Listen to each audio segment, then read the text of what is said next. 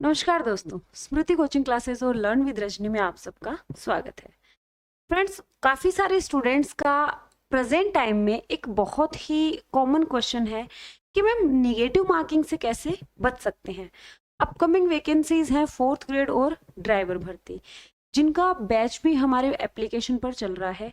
और ना सिर्फ बैच के स्टूडेंट्स, यूट्यूब के स्टूडेंट्स का भी मेन क्वेश्चन जो है वो यही है कि आप हमें कुछ ऐसे टिप्स एंड ट्रिक्स दीजिए जिससे कि हम निगेटिव मार्किंग से बच सके। आज की जो वीडियो है बहुत ज़्यादा लेंदी नहीं है, लेकिन अगर आपने इन सजेशंस को फॉलो कर लिया जो आज मैं आपको बताने वाली हूँ, वास्तव में ये चीज़ें आप पर वर्क करेंगी और आप निगेटिव मार्किंग से बच सकते हैं। जो भी चीजें मैं आपको यहाँ बताऊं, प्लीज आप उनको डायरेक्ट एग्जाम में फॉलो मत करना। जब भी आप अब जब टेस्ट दो, फुल टेस्ट जब दो, तभी आप इन सजेशंस को, इन चीजों को, इन टिप्स एंड ट्रिक्स को अप्लाई करेंगे। तो आज हम देखने वाले हैं कि आप नेगेटिव मार्किंग से कैसे बच सकते हैं, एग्जाम में हाई स्कोर कैसे कर सकते हैं। तो चलिए स्टार्ट करते हैं फर्स्ट पॉइंट से। Read questions twice. आपको हर एक क्वेश्चन को 2 बार पढ़ना है। कई बार क्या होता है, चाहे मैं सिर्फ इंग्लिश की बात नहीं कर रही हूँ, सारी सब्जेक्ट्स में कई बार एग्जामिनर पूछता है कि कौन सा है कौन सा नहीं है। हम सिली मिस्टेक्स कर डालते हैं कि यस और नो के फेर में आपको नहीं पढ़ना है, ठीक है। अगर कौन सा है या कौन सा नहीं है, इसलिए आपको एक क्वेश्चन को 2 बार पढ़ना होगा। दूसरा है यूज एलिमिनेशन मेथड। आपको मैं हमेशा क्लास में समझाती हूँ कि रिजेक्शन से ही सिलेक्शन करिए सही ऑप्शन का।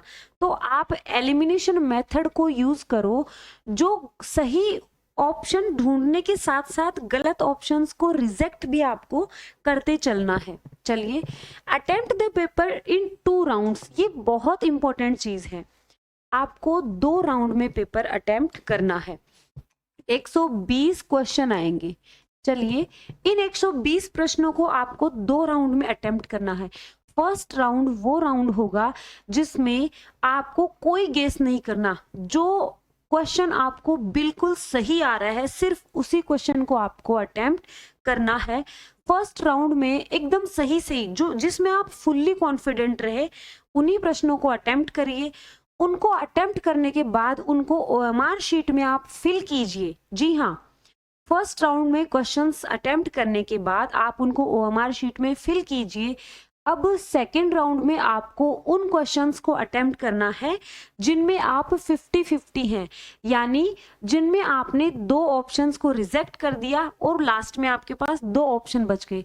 अब आपके पास चांसेस ये रहेंगे कि इस तरह के अगर आपने 8 प्रश्न भी अटेम्प्ट किए हैं, इसका मतलब आपके 4 सही होने के चांसेस है, 4 गलत होने के चांसेस हैं।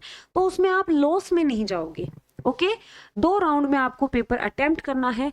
टारगेट, ये बहुत कॉमन क्वेश्चन है कि मैम अब हमने फुल टेस्ट देना शुरू कर दिया है, अब हमारा टारगेट क्या होना चाहिए, हम माइंड में क्या लेकर चलें। देखो, मैं तो आपको कह दूंगी कि 110 का टारगेट रखो। अब आप उस टारगेट को पूरा करने के चक्कर में निगेटिव मार्किंग में चले जाओगे।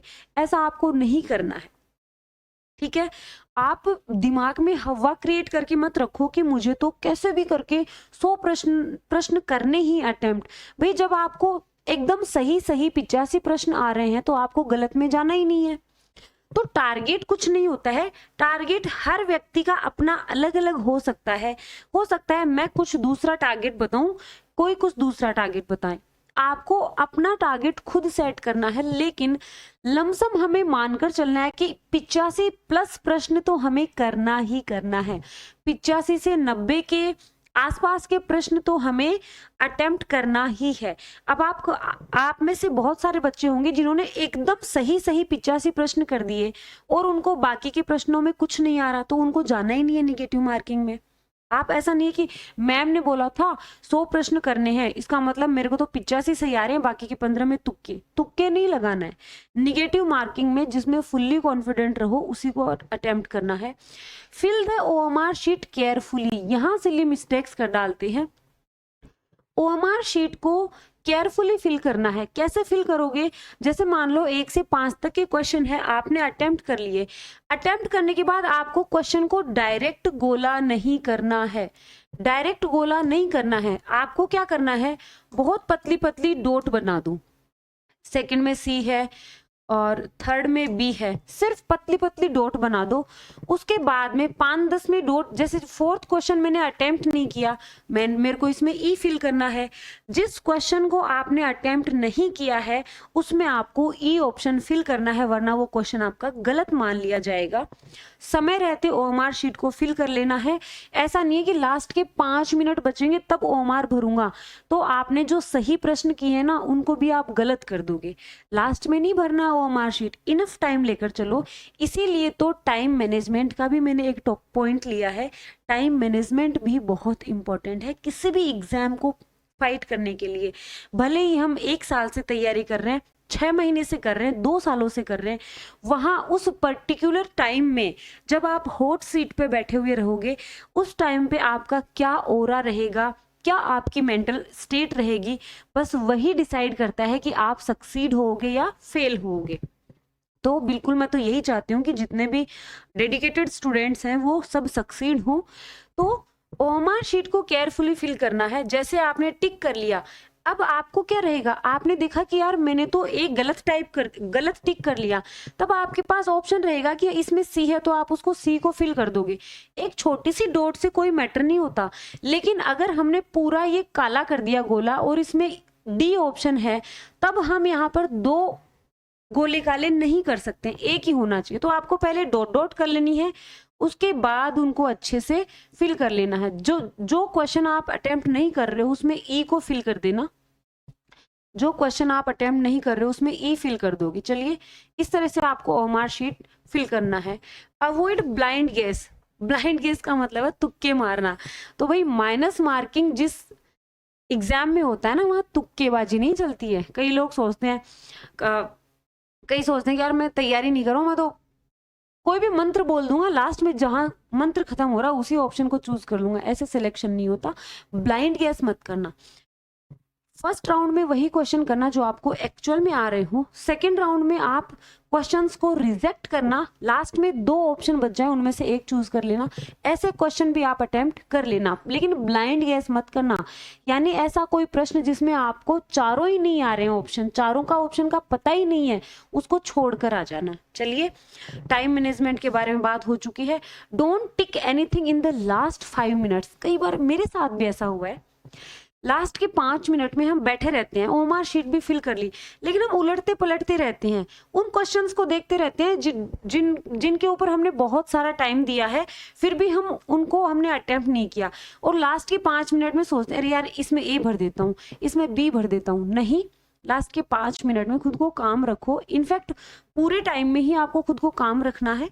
लास्ट के 5 मिनट में हड़बड़ी में कुछ भी टिक आपको नहीं करना है। ये तो हो गई हाई स्कोर कैसे करना है, नेगेटिव मार्किंग से कैसे बचना है। अब आपको नेगेटिव मार्किंग से पता लगाने के लिए, बचने के लिए, खुद के स्कोर का पता लगाने के लिए आपको टेस्ट देने बहुत ज़्यादा ज़रूरी हैं। अगर आप कोई बुक खरीद के लाते हो, उसमें आप टेस्ट दे रहे हो, मॉडल पेपर कर रहे हो, उससे आपको पता नहीं चलेगा कि आपके कितने निगेटिव में जा रहे हैं। ऑनलाइन टेस्ट देना is most important. Online test दे सकते हो, और आप सबकी डिमांड पर 12 अगस्त से, कब से, 12 अगस्त से हम 15 मॉक टेस्ट लेकर आ रहे हैं। ठीक है, 4th ग्रेड और ड्राइवर एग्जाम के 15 मॉक टेस्ट होंगे 12 अगस्त से। ये बहुत ही नॉमिनल फीस पर हैं। 149 में आपको 15 मॉक टेस्ट दिए जा रहे हैं, जिसमें आपको आपका रिजल्ट भी दिखाएगा, जिसमें माइनस मार्किंग भी होगी, माइनस मार्किंग होकर आपको दिखाया जाएगा, रैंक भी दिखाई जाएगी कौन सी रैंक है, जिसमें आपको पीडीएफ भी मिलेगी, कौन सा प्रश्न आपने गलत किया है, ये गलत क्यों हुआ है, एक्सप्लेनेशन भी मिलेगा। तो जिन बच्चों ने, यहाँ मैं एक चीज क्लियर कर दूंगी, जिन बच्चों ने हमारी ये टेस्ट सीरीज ले रखी है उनको वो टेस्ट सीरीज नहीं लेनी है, क्योंकि ये जो 15 फुल मॉक टेस्ट है ना, यही मॉक टेस्ट हम आपको यहाँ दे रहे हैं। तो जो बच्चे स्मृति टेस्ट सीरीज के से जुड़े हुए हैं उनको ये परचेज नहीं करनी है।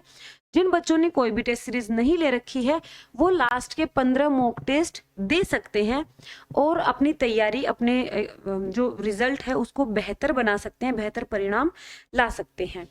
इसके अलावा आपको टेस्ट देने के बाद खुद की रैंक को देखना है, कौन कौन से माइनस मार्किंग में गए हैं, निगेटिव मार्किंग कितनी हुई है, सेल्फ एनालिसिस भी आपको करना है। तो ये सब था आज की इस छोटी सी वीडियो में। पूरी कोशिश करी है आपके सारे डाउट क्लियर कर दूं। उसके अलावा भी अगर आपकी कोई क्वेरी है प्लीज आप कमेंट बॉक्स में कमेंट करके पूछ सकते हैं। वीडियो पसंद आए प्लीज वीडियो को लाइक कर दीजिए। अगर आप हमारे चैनल पर नए हैं लर्न विद रजनी को सब्सक्राइब कर दीजिए।